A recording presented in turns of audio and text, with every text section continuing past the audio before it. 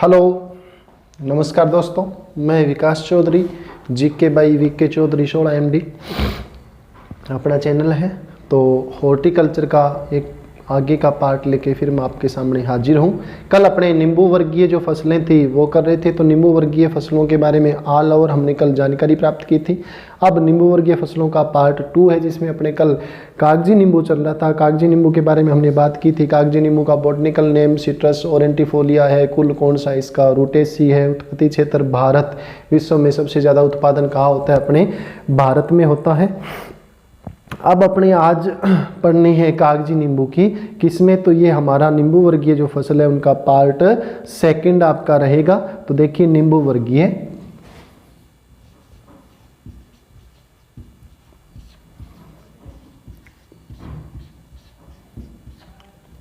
Part 2,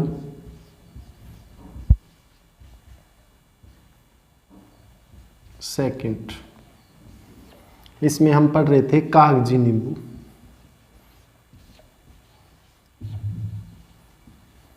नींबू के अंदर खुशबू किस कारण आती है? कल मैंने आपको बताया था सिट्रेल या सिट्रिल के कारण नींबू के अंदर खुशबू आती है।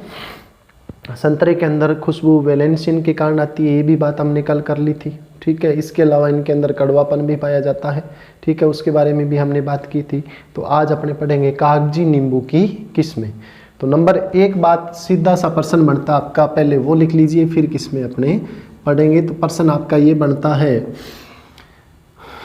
कि नींबू वर्गीय जो फसलें हैं इनका राष्ट्रीय अनुसंधान संस्थान, राष्ट्रीय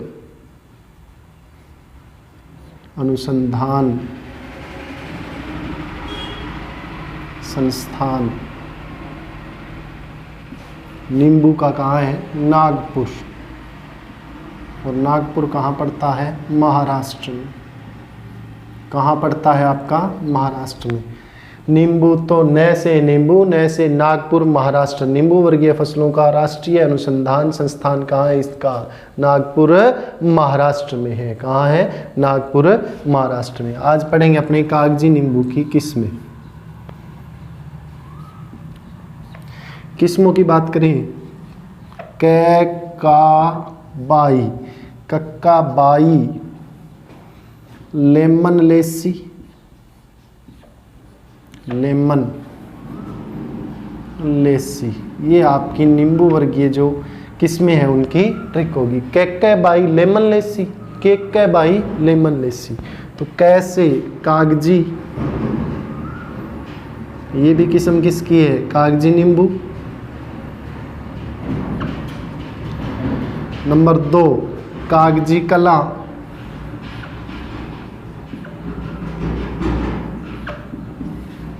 बा से 12 मासा,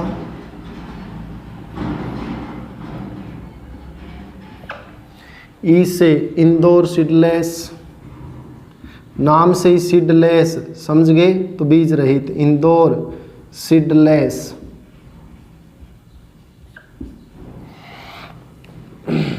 लेमन, पंत लेमन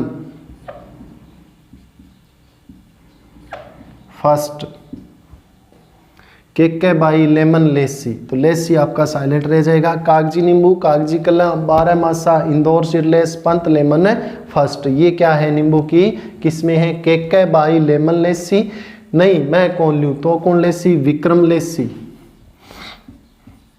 तो नेक्स्ट किस्म आ जाएगी विक्रम, प्रमालिनी, विक्रम और प्रमालिनी, ये भी किसकी किस्म है? नींबू की किस्म है। फिर आ गई आपकी जय देवी, ये कहाँ की है? तमिलनाडु। और फिर आ गई आपकी तेनाली, कौन सी किस्म आ गई? तेनाली, ये भी किसकी है? नींबू की किस्म है। कौन सी? तेनाली। तो एक बार इसका आप स्क्रीनशॉट ले लीजिए। अब जो तब जय देवी है तमिलनाडु से है और तेनाली कहाँ से है? आंध्र प्रदेश से। तेनाली कहाँ से निकली है? आंध्र प्रदेश से। तो इसका आप स्क्रीनशॉट ले लीजिएगा। कैकाबाई लेमन लेसी ना मैं कौन ल्यूं, तो कौन लेसी, विक्रम लेसी, प्रमालिनी लेसी, तेनाली लेसी और जयदेवी लेसी। शाबाश बोलना। केके बाई लेमन लेसी ना मैं कौन ल्यूं, तो कौन लेसी, विक्रम लेसी, प्रमालिनी लेसी, जयदेवी लेसी और तेनाली लेसी। नींबू कौन लेसी, विक्रम, प्रमालिनी, जयदेवी, तेनाली। शाबाश। तो ये नींबू, कागजी नींबू की प्रमुख किस्में, इसका स्क्रीनशॉट ले लीजिएगा, फिर अपने आगे चलते हैं। तो इसको रफ कर देता हूं मैं, ठीक है। नींबू राष्ट्रीय अनुसंधान संस्थान कहाँ है, नागपुर महाराष्ट्र में। किसमें, केके बाई लेमन लेसी, तो कैसे, कागजी नींबू, कागजी कला, 12 मासा, Indore seedless, Pant lemon first, Vikram, Pramalini, Jaidevi Tamil Nadu की है और तेनाली आंध्र प्रदेश की है। तेनाली कहाँ की है, आंध्र प्रदेश की। और भारत में सबसे ज्यादा नींबू कहाँ होता है, आंध्र प्रदेश के अंदर, ठीक है। नेक्स्ट अपने बात करते हैं कि जो कुछ किस्में हैं, जैसे जयदेवी, जयदेवी, मार्कर चेंज कर लेता हूं मैं।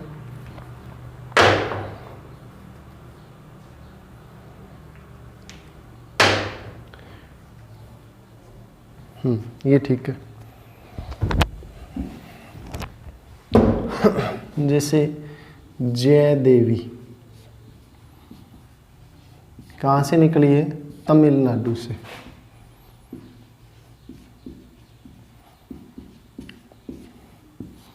सबसे सुगंधित किस्म,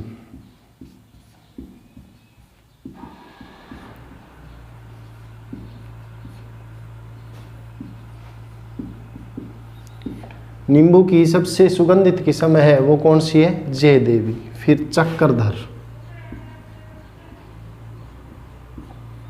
चक्रधर बीज रहित किस्म है, नींबू की बीज रहित किस्म कौन सी है, चक्रधर है। नींबू की बीज रहित किस्म कौन सी है, चक्रधर है आपकी, ठीक है। नेक्स्ट पाती नींबू,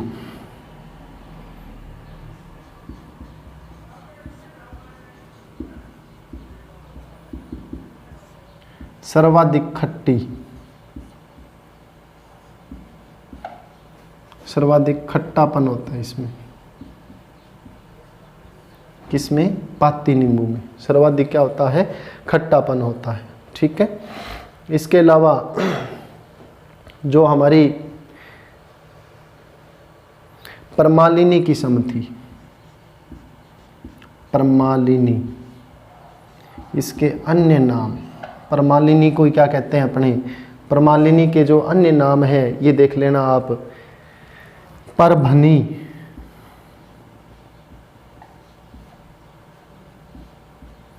प्रमालिनी को क्या कहते हैं, परभनी कहते हैं। नेक्स्ट MAU,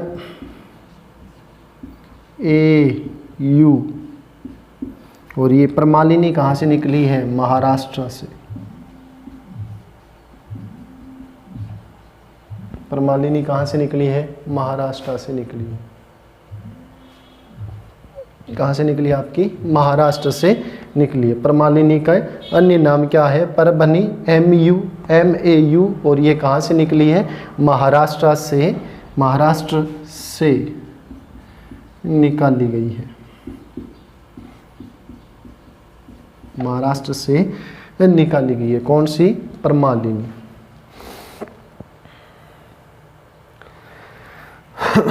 नेक्स्ट ये क्या है, कैंकर प्रतिरोधी किस्म। नींबू में एक रोग होता है सिट्रस कैंकर, तो कैंकर प्रतिरोधी किस्म।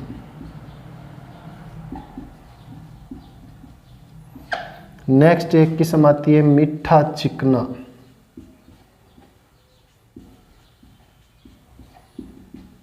नींबू की कौन सी किस्म जो मीठे जूस के लिए प्रसिद्ध है, जूस के लिए,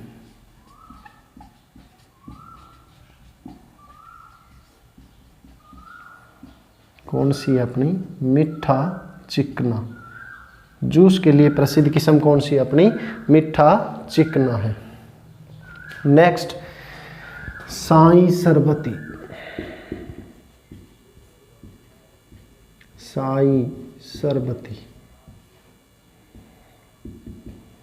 नेक्स्ट किस्म कौन सी है नींबू की, दिखाई दे रहा है आपको, साई साई सरबती है। और जो साई सरबती है इसके अन्य नाम है PKM फर्स्ट, इसे राहुरी भी कहते हैं। साई सरबती को क्या कहते हैं? PKM फर्स्ट और राहुरी कहते हैं इसे। राहुरी और PKM फर्स्ट, ये किसके अन्य नाम है? साई सरबती के। तो एक बार इसका स्क्रीनशॉट है वो आप ले लीजिएगा।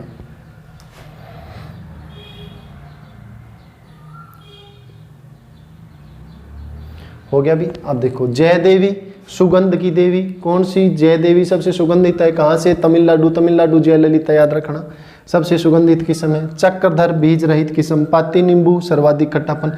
चक्रधर में चक्कर होता है, बीज नहीं होता। चक्रधर में चक्कर होता है, बीज नहीं होता। पाती नींबू, सर्वाधिक खट्टी कौन सी है? पाती नींबू है। सर्वाधिक खट्टी कौन सी है? पाती नींबू। परमालिनी के अन्य नाम? परभनी, MAU। कहाँ से निकली है? महाराष्ट्र से। कैंकर प्रतिरोधी भी कौन सी? परमालिनी। कैंकर, परमालिनी। कैंकर प्रतिरोधी किस्म कौन सी आपकी? परमालिनी है। मीठा चिकना, जूस के लिए प्रसिद्ध किस्म। जूस के लिए प्रसिद्ध किस्म कौन सी? मीठा चिकना। साई सरबती का अन्य नाम राहुरी या PKM फर्स्ट भी इसे कहा जाता है। तो ये नींबू की जो किस्में हैं वो होगी केके बाई, लेमन लेसी, तो कागजी नींबू, कागजी कला, 12मासी, Pant lemon first, Indore seedless. मैं नहीं लूंगी कौन लेसी? विक्रम लेसी, परमालिनी लेसी। और कौन लेसी? जय देवी लेसी, तेनाली लेसी। चक्रधर क्या है? बीज रहित किस्म। मीठा चिकना जूस के लिए प्रसिद्ध है। मीठा चिकना किस लिए प्रसिद्ध है? जूस के लिए प्रसिद्ध है। साई सरबती का अन्य नाम? PKM फर्स्ट और राहुरी। PKM फर्स्ट और राहुरी। साई सरबत PKM, एम माने मैं, शरबत PKM फर्स्ट राहुरी। शरबत PKM फर्स्ट राहुरी। ये अपनी नींबू की सारी जो किस्में थी कंप्लीट किस्में हो चुकी है। इसका स्क्रीनशॉट आप ले लीजिएगा। नेक्स्ट अपने आगे बात करेंगे।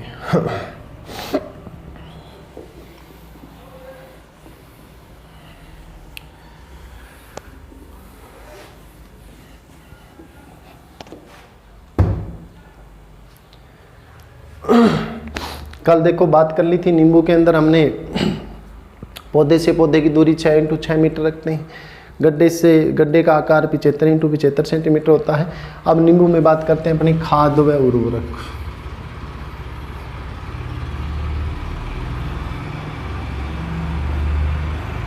किसकी बात करेंगे? अपने खाद व उर्वरक की बात करेंगे। ठीक है। और रोपण नींबू का कब होता है? यहाँ लिख देना, रोपण। नींबू का रोपण, शाबाश, बताओ भी कब होता है? नींबू का रोपण कब होता है? जुलाई और अगस्त के महीने में। कब होता है? जुलाई और अगस्त में। रोपण कब करेंगे? जुलाई और अगस्त में। नेक्स्ट, खाद व उर्वरक। तो नींबू के अंदर खाद व उर्वरक की यदि बात करें तो क्या आता है इनके अंदर? खाद व उर्वरक के अंदर नींबू में जो खाद और उर्वरक है उसकी बात करते हैं अपने।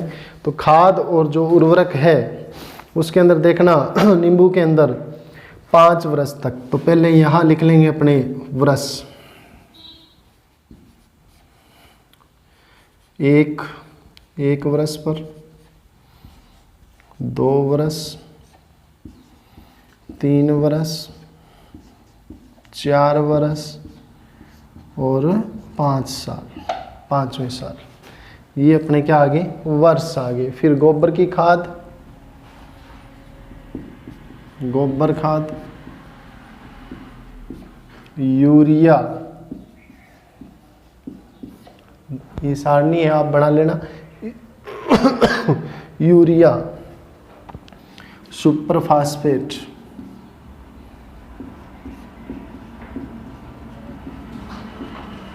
और लास्ट आएगा आपका muriate of potash. Muriate of potash. इनकी मात्रा कितनी देंगे? देखो गोबर की खाद 10 kg प्रति पौधा आएगी भी। फिर 20 kg,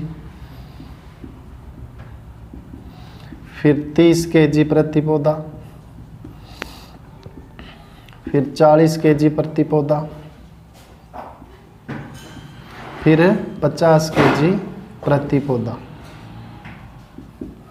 ये नींबू के अंदर गोबर की खाद है। 10, 20, 30, 40, 50। यूरिया कम डालते हैं, पता ही है, 125 ग्राम प्रति पौधा। 125 के बाद में ये आ जाएगी आपकी 250 ग्राम प्रति पौधा। 250 के बाद में 375 ग्राम प्रति पौधा, फिर 500 ग्राम प्रति पौधा, और फिर 625 ग्राम प्रति पौधा जो आपकी है यूरिया की खाद है। फिर आपने देखना सुपर फास्फेट, ये चलेगी थोड़ी ज़्यादा है, तो ये है अपनी 250 ग्राम प्रति पौधा, 500 ग्राम प्रति पौधा, 500 के बाद में 250 कूदना है तो 750 ग्राम प्रति पौधा, फिर 1000 ग्राम प्रति पौधा, और फिर 1250 ग्राम प्रति पौधा। ये अपनी क्या आ गई सुपर फास्फेट की मात्रा। नेक्स्ट अपने बात करेंगे किसकी, म्यूरेट ऑफ पोटास की। तो म्यूरेट ऑफ पोटास पहले साल नहीं देंगे, दूसरे साल नहीं देंगे, तीसरे साल 200 ग्राम, चौथे साल भी 200 ग्राम, और 5वें साल 400 ग्राम प्रति पौधा, 400 ग्राम प्रति पौधा। तो इसका स्क्रीनशॉट आप ले लीजिएगा। नेक्स्ट सिंचाई।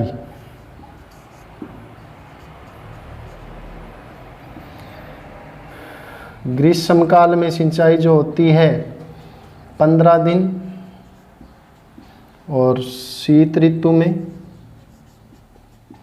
25 दिन के अंतराल पर।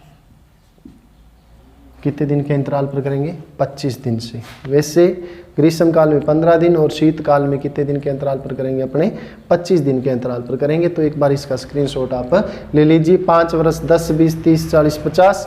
यूरिया 125 की मात्रा बढ़ती जाएगी, 125, 250, 375, 500 और 625। सुपर फास्फेट 250, 500, 750, 1000 और 1250। म्यूरेट ऑफ पोटास प्रथम 2 साल नहीं देंगे, फिर 200, 200 और 400 ग्राम मात्रा देते रहेंगे। तो इसको एक बार रफ कर देता हूँ मैं, स्क्रीनशॉट ले लिया होगा आपने। रोपण कब करते हैं नींबू का, जुलाई और अगस्त में।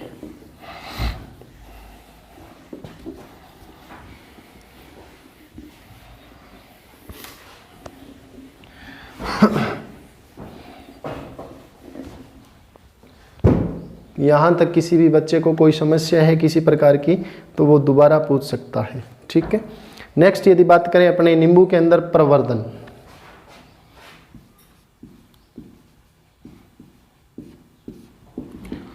मुख्यतः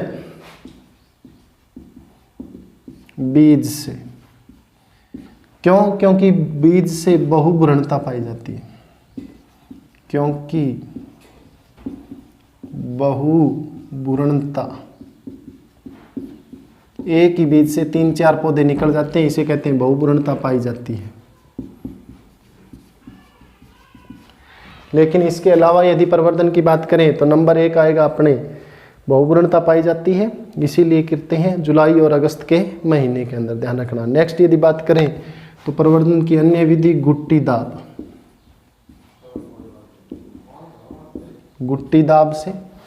और गुट्टी दाब के कारण इसमें क्या होता है, प्रवर्धन किया जाता है। तो गुट्टी दाब अपने जब अपने प्रोपेगेशन या प्रवर्धन का चैप्टर अलग से पढ़ेंगे तो वहाँ कंप्लीट आपको बताऊंगा गुट्टी दाब है ये क्या होता है। नेक्स्ट यदि अपने बात करें सिंचाई की बात कर ली हमने, कटाई छंटाई की बात होगी तो कटाई छंटाई की ज़्यादा ज़रूरत इसके अंदर नहीं पड़ती। नेक्स्ट बात करेंगे सीधा डायरेक्ट उपज और इसका भंडारण, उपज और भंडारण पर। उपज कितनी प्राप्त होती है और इसका भंडारण अपने कैसे करते हैं तो ये देख लेना। नंबर 1 उपज की बात करेंगे तो फल कब देता है, फल देना। तो नींबू है ये फल देना 3 से 4 वर्ष बाद आरंभ। कितने साल का पौधा है वो फल देना प्रारंभ कर देगा, 3 से 4 साल का पौधा है वो फल देना प्रारंभ कर देगा नींबू के अंदर। नेक्स्ट यदि इसके अंदर बात करें तोड़ना कब चाहिए, नींबू हल्का पीला रंग का हो जाए तब नींबू को तोड़ लेना चाहिए, ठीक है। फलों की संख्या, एक पौधे से कितने फल हमें प्राप्त हो सकते हैं तो ध्यान रखना 1000 से 1200 फल प्रति पौधा। उपज की बात कर रहे हैं तो 1000 से 1200 फल है वो प्रति पौधा हमें प्राप्त होते हैं। और मात्रा यदि इसकी बात करें, वजन 50 से 75 kg प्रति पौधा। वजन कितना होता है? 50 से 75 kg प्रति पौधा। भंडारण की यदि बात करें तो 8 से 10 डिग्री सेंटीग्रेड ताप पर, 8 से 10 डिग्री सेंटीग्रेड तापक्रम पर और 85 से 90% आपेक्षिक आर्द्रता पर,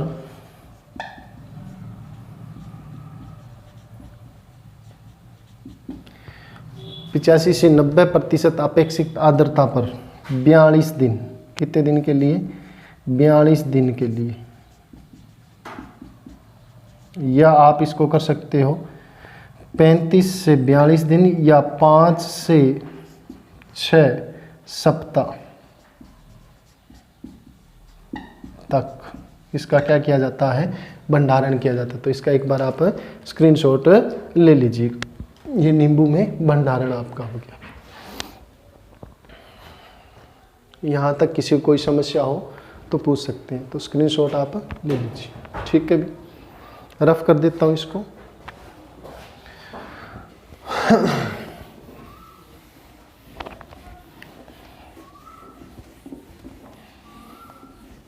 हजार से 1200 फल आगे, 50 से 75 kg, 5 से 6 वीक के लिए भंडारण यानी 35 से 42 दिन हो गए। 8 से 10 डिग्री सेंटीग्रेड तापमान है। 85 से 90% आपकी क्या रहेगी? आर्द्रता रहेगी। खाद मैंने आपको बता दी, यूरिया 125 का चलेगा और उसके अलावा जो सुपर फास्फेट है ये 250 से चलेगी और म्यूरेट ऑफ पोटास 200, 200 और 400 और गोबर की खाद 10, 20, 30, 40 से 50 चलेगी। ठीक है, नेक्स्ट अपनी बात करते हैं नींबू के अंदर कुछ और जो विशेष बातें थी उनकी बात कर लेते हैं नींबू में। तो देखो, नींबू में कुछ रोग आते हैं, उनसे संबंधित अपने चर्चा करते हैं। नंबर 1 की बात करें तो देखो, जैसे कटाई छंटाई, मोस्टली दिसंबर जनवरी में होती है। प्रूनिंग कहते हैं इसे, क्या कहेंगे? प्रूनिंग या ट्रेनिंग। नींबू में क्या कहलाता है? ये ट्रेनिंग कहलाता है या प्रूनिंग कहलाती है। और नींबू में पुष्पन कब आता है? वही आम वाला फरवरी मार्च। पुष्पन का समय इसमें क्या रहेगा? फरवरी मार्च का समय। अब पढ़ते हैं नींबू से संबंधित प्रमुख रोग। नंबर 1, गोदांती रोग। गोदांती रोग यानी जो गोदांती रोग है इसका अन्य नाम क्या है? गम्मोसिस। नींबू का जो पौधा होगा उसमें डालियों से हल्का हल्का गूंद वगैरह निकलना प्रारंभ हो जाता है। इसे क्या कहते हैं? गम्मोसिस या गोदांती रोग कहते हैं। ये एक कवक के कारण होता है, कवक जनित है। और कवक कौन सा है आपका? इसके अंदर कवक की बात करें तो फाइटोप्थोरा कवक से होता है। फाइटोप्थोरा जो कवक है उससे नींबू के अंदर गम्मोसिस रोग होता है। उपचार किससे करेंगे? बोर्डो मिश्रण से। और बोर्डो मिश्रण दिया किसने था? इसका जनक कौन है बोर्डो मिश्रण का? मिलारडेट है, याद रखना, मिलारडेट। जनक कौन है इसका? मिलारडेट। बोर्डो मिश्रण का जनक कौन है? मिलारडेट। अब बोर्डो मिश्रण पता ही आपको क्या क्या होता है? बोर्डो मिश्रण के अंदर पानी होता है, चूना होता है और Cu यानी कॉपर होगा। तो बोर्डो मिश्रण क्या क्या आएगा? पानी, चूना और कॉपर।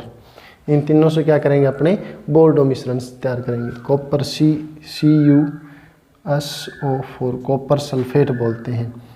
1:1:1 यानी 1 kg मात्रा क्या रखेंगे? समान। और इससे क्या कर देंगे? उपचारित। तो गोदांती या गम्मोसिस रोग कवक जनित है, फाइटोप्थोरा कवक से होता है। बोर्डो मिश्रण का जनक मिलारडेट, इससे इसका क्या कर देंगे? अपने उपचार कर देंगे। ठीक है, भी मिटो देता हूं।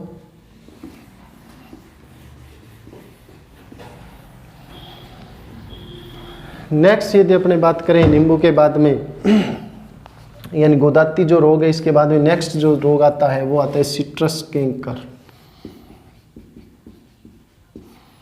सिट्रस कैंकर रोग, सिट्रस कैंकर।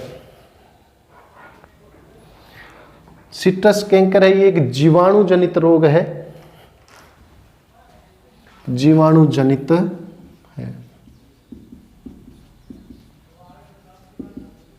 ध्यान रखना। और जीवाणु इसके अंदर जो पाया जाता है, कौन सी जीवाणु के कारण सिट्रस कैंकर होता है, तो जेंथोमोनास,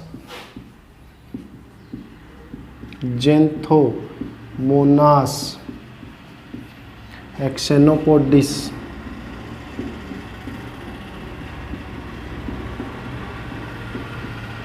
सिट्राई,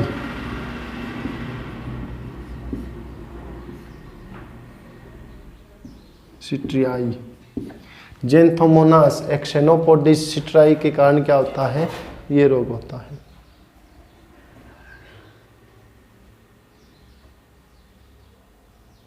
अब ठीक है सर, ठीक है जी, ठीक ठीक। जीवाणु जनित रोग है सिट्रस कैंकर, जेंथोमोनास एक्सेनोपोडिस के कारण होता है। और जो ये जीवाणु है इसका सर्वाधिक वाहक कीट है इसका, वो है लीफ माइनर। लीफ माइनर कीट इसको सर्वाधिक फैलाता है, किसको, सिट्रस कैंकर रोग को। इसका भी उपचार कैसे करेंगे, बोर्डो मिश्रण से। और बोर्डो मिश्रण किसने दिया था, पता ही आपको, मिलारडेट ने। CuSO4, चूना और पानी, ये कितना आ जाएगा, 1:1:2, या कई जगह आपका ये लिखा होता है 5:5:10। एक ही बात है, डबल, पानी डबल हो जाएगा, ये दोनों आधे आधे रहेंगे। तीसरा जो वायरस होता है इसमें एक ट्रिस्टेंजा वायरस, ट्रिस्टेंजा वायरस। नींबू के अंदर एक वायरस आता है, कौन सा, ट्रिस्टेंजा वायरस। और ट्रिस्टेंजा वायरस है, इसका वाहक यदि पूछ ले हमसे तो एफिड होता है। वाहक कौन है इसका, एफिड कीट है, ठीक है। फिर एक माइकोप्लाज्मा जनित रोग है जिसे कहते हैं अपने सिट्रस ग्रीनिंग।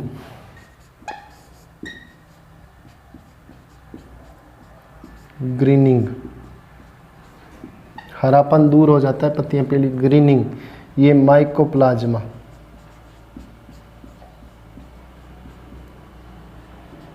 माइकोप्लाज्मा जनित। और कौन सा माइकोप्लाज्मा होता है, साइलो।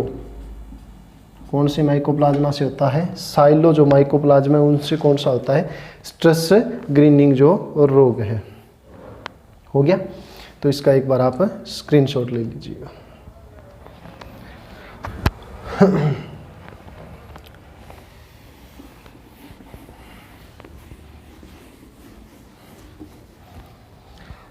कॉपर की कमी या Cu की कमी से डाइबेक रोग होता है, डाइबेक रोग। वैसे तो जो पत्तियां सूखती है वो पहले जड़ से, लेकिन इसमें पहले डाई यानी उल्टा चलेगा, यानी पहले टहनियां सूखेगी फिर नीचे जड़ बाद में सूखेगी। तो ये डाइबेक रोग है, ये किसके कारण होता है, Cu की कमी से। उपचार कैसे करेंगे, 0.3% कॉपर ऑक्सी क्लोराइड से इसका क्या कर सकते हैं अपने उपचार। डाइबेक रोग का उपचार कैसे करेंगे, 0.3% कॉपर ऑक्सी क्लोराइड से। फिर जिंक की कमी से, लिटिल यानी छोटा, लिटिल लीफ रोग।